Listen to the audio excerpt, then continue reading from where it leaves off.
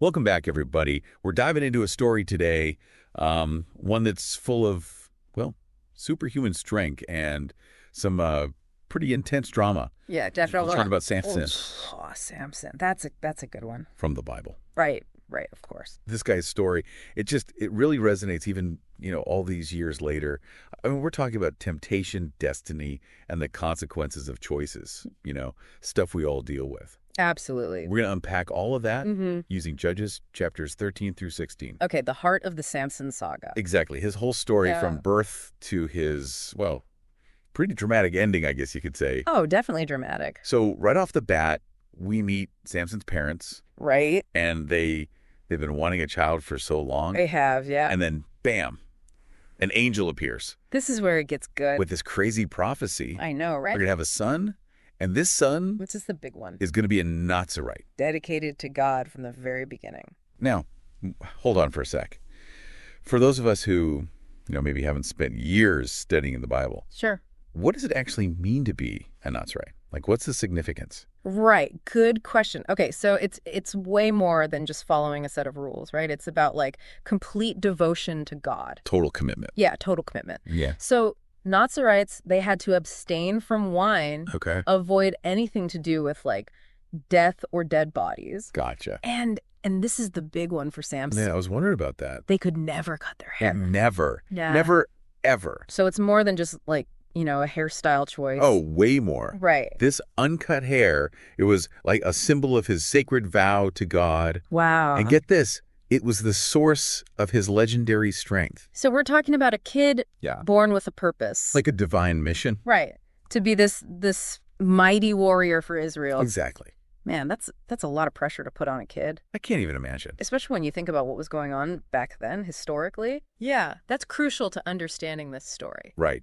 So at the time, you've got the Israelites constantly battling the Philistines. They were like the arch enemy. They're rivals. Yeah, And Samson's birth, this is the key. it's seen as this direct answer to the Israelites' prayers For a hero. for someone to save them. A beacon of hope, literally, in a time of real oppression. So, yeah, the stage is definitely set for some serious drama. Oh, absolutely. We've got this hero chosen by God, destined for great things. It's all there in the prophecy. But let's be honest, Samson, he's not exactly known for making, the smartest decisions. That's putting it mildly. And that's where things start to get really, really interesting. It's like, buckle up. Things are about to get wild. Exactly. And right away, young Samson, Yeah. he decides he's going to marry a Philistine woman. Of all people. I know, his parents, you can imagine, they're not thrilled. Understatement of the year. Because, back then, marrying outside of your own people, Huge taboo. it was like the ultimate betrayal. Yeah. So I got to ask, Yeah. if Samson's supposed to be this champion for Israel, Right. God's chosen warrior. why would he even think about marrying one of the enemy? Okay. That is where things get really fascinating. Yeah, So on the surface, it just seems like a reckless move. totally. But if you dig deeper into the text, it suggests that God was actually working through Samson's desires, orchestrating this whole thing. Whoa, really? Yeah, it was all part of a bigger plan to confront the Philistines. Okay, so there's more to this marriage than meets the eye. Way more. But let's be real, Samson's impulsiveness, Oh, it gets him into some pretty sticky situations. that's an understatement. Right. Big time. On his way to meet this Philistine woman, he runs into a lion. A lion? A ferocious lion. Yeah, talk about bad timing. And remember, he's a Nazarite, bound by this vow to Yeah, God. right, with all the restrictions. But instead of, avoiding the conflict, They Samson, remember? he takes on this lion With his bare hand. with his bare hand. And kills it. It's like, whoa. Talk about a power move. But then later, Oh. he eats honey. From the lion's carcass. Yeah, from the carcass of the same lion he killed. Which, if you think about it, Yeah. kind of a violation of his vow. Yeah, it doesn't seem like that big of a deal, though. Well, that's where it gets insightful. Yeah. So, to eat honey from something unclean, like a dead animal, Right. it was a direct violation of his Nazarite vow. Okay. But this seemingly small act, it actually hints at a deeper struggle within Samson. You think so? Absolutely. Interesting. This speaks to his impulsiveness, that tendency to give in to temptation, even when it means going against his sacred commitment. It's like this one incident with the honey. Yeah. It gives us a glimpse into the kind of choices that might lead to his downfall. It's definitely foreshadowing something. Are we starting to see, the cracks in his armor? Exactly, those little vulnerabilities. And as we'll see, those cracks, they just keep getting wider. Uh-oh, this can't be good. Especially as Samson's relationship with this Philistine woman, it goes downhill fast. Yeah, their relationship is a whole other can of worms. And it sets off this chain reaction of like revenge and just escalating violence. Oh yeah, the drama's about to ramp up. Big time. Okay, so we left off with Samson and this controversial marriage to a Philistine woman. Yeah, not exactly a match made in heaven, was it? No, not really. They kind of went south pretty quickly. Oh yeah, let's just say the honeymoon phase was, well, non-existent. I bet. So what happened? Well, the whole marriage, it was like a setup. A setup. By the Philistines, they basically used Samson's wife to trick him. To trick him? Yeah, into revealing the answer to a riddle. A riddle, okay. Yeah. And this wasn't just any riddle. It had, like, really high stakes attached to it. I'm guessing Samson wasn't too happy about being tricked. You think? Let's just say he didn't handle it well. In a fit of rage, he goes and he slaughters 30 Philistines. Whoa, 30? Just to get the clothes he'd promised as a reward for the riddle. Okay, so a bit of an overreaction, maybe. It's a pretty shocking display of violence. Yeah, even for back then. Definitely. But it kind of shows us something important about Samson. What's that? His strength, it's tied to his emotions. Okay. And when he loses control, well, the results can be pretty devastating. That's a good point. It's like his emotions fuel his strength, but also lead to these like really destructive actions. Exactly. And this act of vengeance, it kicks off a whole chain of events. Like a domino effect. Yeah, it spirals out of control. So Samson goes back to claim his wife.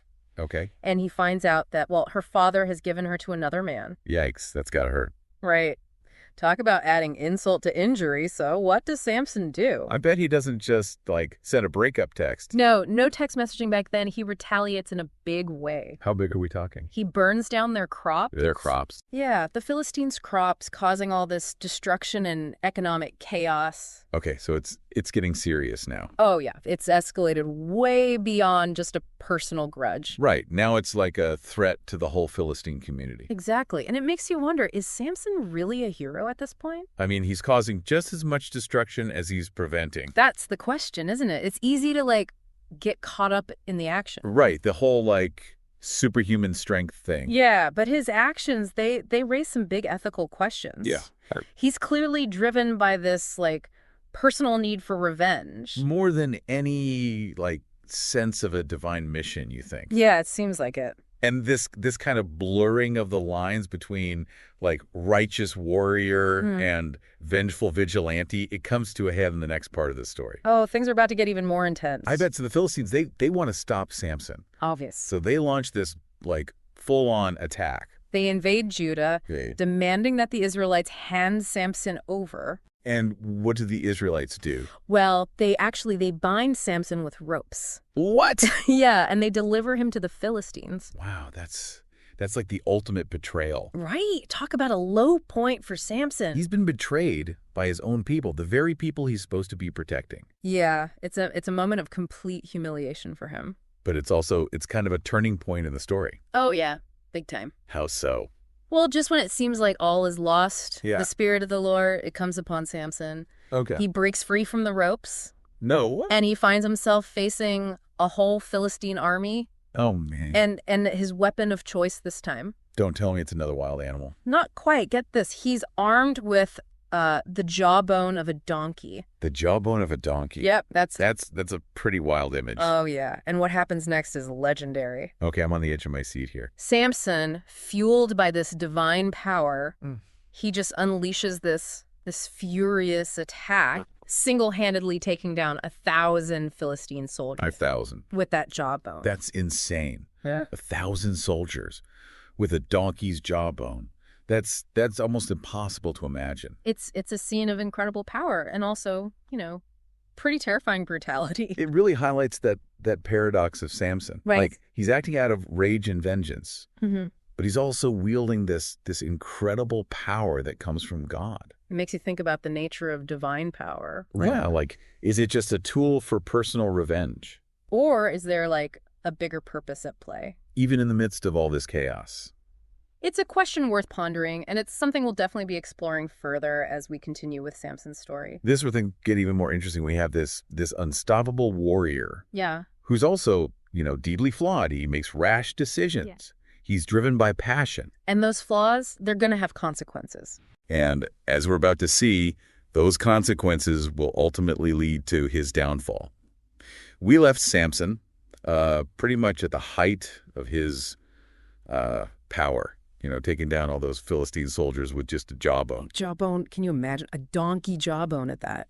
It's pretty hard to wrap your head around. For sure. But, we all know this victory can't last forever. It's Samson, right. There's always another twist coming. We know how the story ends. And it doesn't end well for our strongman. Exactly. So what happens? What brings Samson down? Well, he had a weakness like we all do. Everyone's got a weakness, right? And Samson's, he had a thing for beautiful women. That's going to be trouble. Yeah, and the Philistines, they knew it. Of course they did. They weren't stupid. So what did they do? They brought in Delilah, the ultimate temptress. Every Sunday school kid knows that name. Right. She's infamous. It's interesting, though, when you think about it. What do you mean?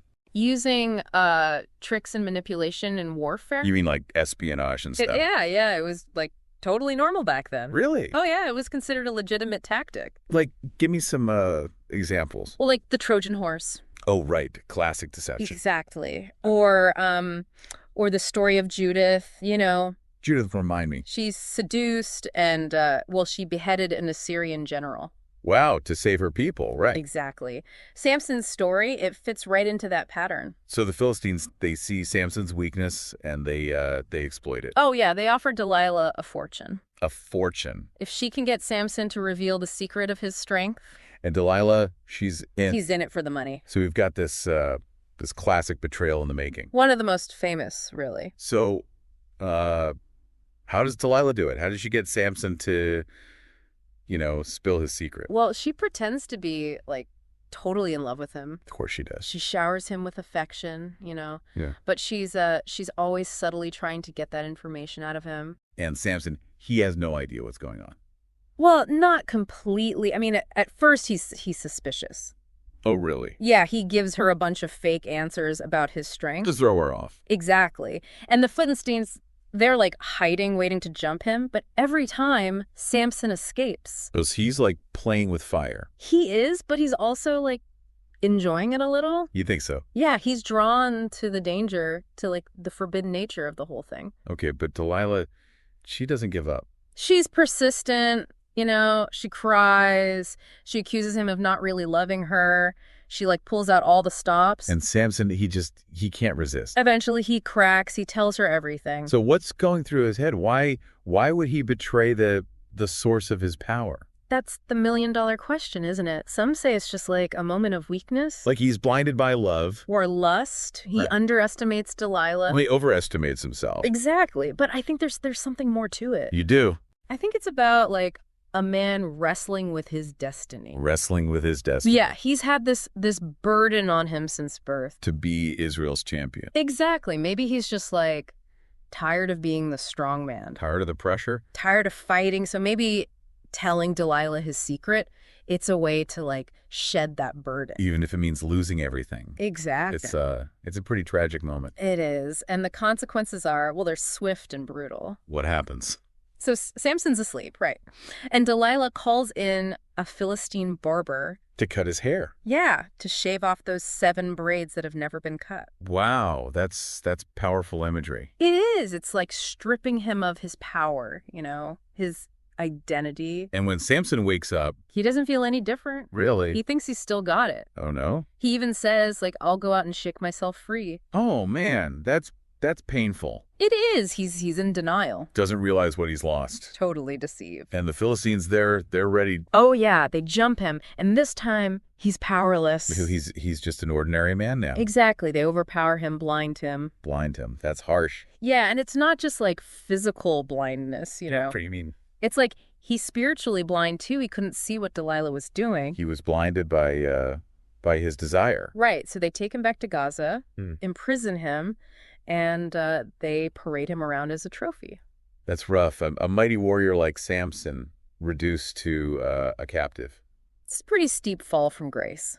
But wait, his hair, it starts to go back, right? Yeah, and that's significant. Oh, It's here like we go. a hint that his connection to God, to his strength, it's not totally gone. So there's still hope. Maybe a glimmer. And this leads us to the climax of the story. It's a scene that's it's both tragic and kind of triumphant at the same time. In what way?